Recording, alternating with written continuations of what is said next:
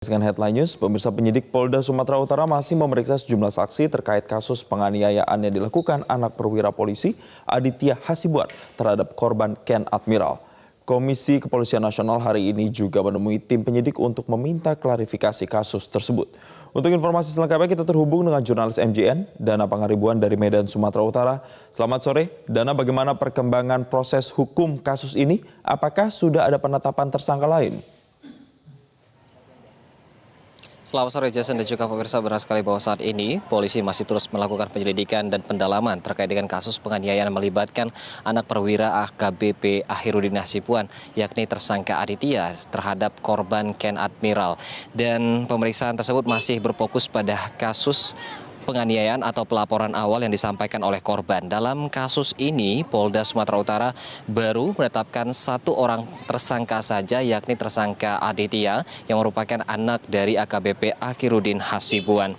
Dan tadi kami sempat mengkonfirmasi kepada Kabid Humas Polda Sumatera Utara, Kombes Pol Hadi Wahyudi, yang menyatakan hal yang sama, di mana pemeriksaan sudah dilakukan lebih dari 10 orang saksi terkait dengan kasus penganiayaan tersebut. Saksi yang diperiksa ini adalah mereka yang ada dalam video tersebut atau menyaksikan peristiwa itu terjadi, baik diantaranya adalah AKBP Ahirudin Hasibuan yang kemarin sudah diperiksa selama lebih dari 7 jam di Ditreskrimum Polda Sumatera Utara. Selain dari mereka yang berada dalam video, polisi juga memintai keterangan dari penjaga lingkungan serta keluarga korban maupun tersangka.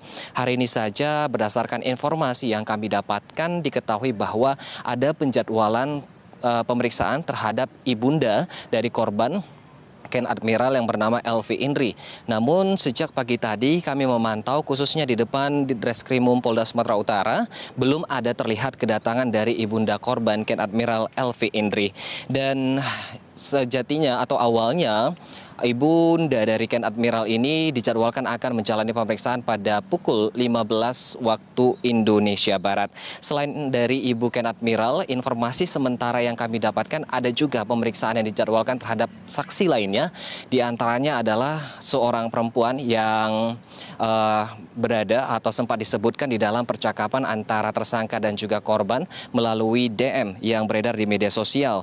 Jika kita melihat dalam percakapan tersebut diketahui bahwa perempuan ini diduga menjadi awal mula perselisihan antara tersangka dan juga korban. Dan hingga saat ini kami pun masih menunggu saksi-saksi yang akan diperiksa di Ditreskrimum Polda Sumatera Utara. Sejauh ini rangkaian pemeriksaan sudah dilakukan mulai dari menggeledah rumah AKBP Ahirudin Hasibuan, kemudian juga menggeledah gudang minyak solar yang tidak jauh di rumah AKBP Ahirudin Hasibuan, dan juga sudah menelusuri harta kekayaan yang dimiliki oleh AKBP Ahirudin Hasibuan yang dinilai tidak wajar. Dan terkait dengan penjadwalan pemeriksaan atau rangkaian pemeriksaan yang sudah dilakukan sejauh ini, berikut kita simak pernyataan selengkapnya dari Kabid Humas Polda Sumatera Utara, Kombes Pol Hadi Wahyudi.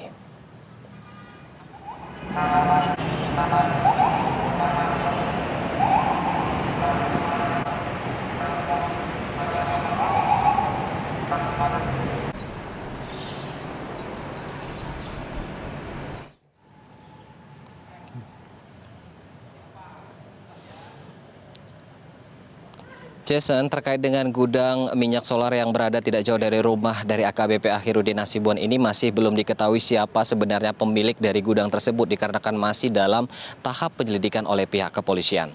Jason. Ya, Dana, lalu bagaimana hasil pertemuan Kompolnas dengan penyidik Polda Sumut? Jason dan pemirsa, benar sekali bahwa saat ini Kompolnas bersama dengan tim penyidik Polda Sumatera Utara tengah melakukan pertemuan, di mana pertemuan ini sudah berlangsung sejak pagi tadi hingga sore hari ini. Tadi kami sempat mengkonfirmasi kepada anggota Kompolnas Yusuf Warshim yang menyampaikan pertemuan ini dilakukan untuk membahas dan juga meminta klarifikasi terkait dengan penanganan kasus penganiayaan yang melibatkan anak dari perwira AKBP Ahirudin Hasibuan. Kompolnas sendiri menyampaikan bahwa pihaknya mengapresiasi mengapresiasi langkah cepat yang dilakukan Polda Sumatera Utara dengan telah menetapkan 1 orang tersangka dalam kasus penganiayaan tersebut.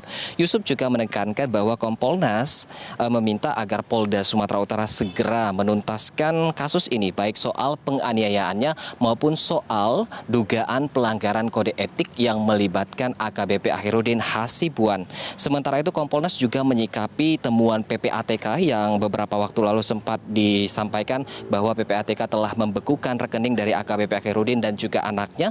PPATK menemukan adanya mutasi ataupun indikasi TPPU dari mutasi rekening milik AKBP Akhirudin bernilai puluhan miliar rupiah. Sebelumnya diketahui bahwa AKBP Akhirudin Hasibuan telah melaporkan harta kekayaannya namun hanya di tahun 2011 dan juga di tahun 2021 dengan nilai yang sama, yakni kurang dari 500 juta rupiah. Hal ini pun masih ditelusuri untuk mengetahui kepemilikan aset mewah baik dari rumah mewah, kemudian kendaraan roda 2 maupun roda 4 yang sempat terparkir di halaman rumah pribadi AKBP Akhirudin Hasibuan, serta melihat ataupun menelusuri rumah kosan yang diduga milik dari AKBP Akhirudin Hasibuan.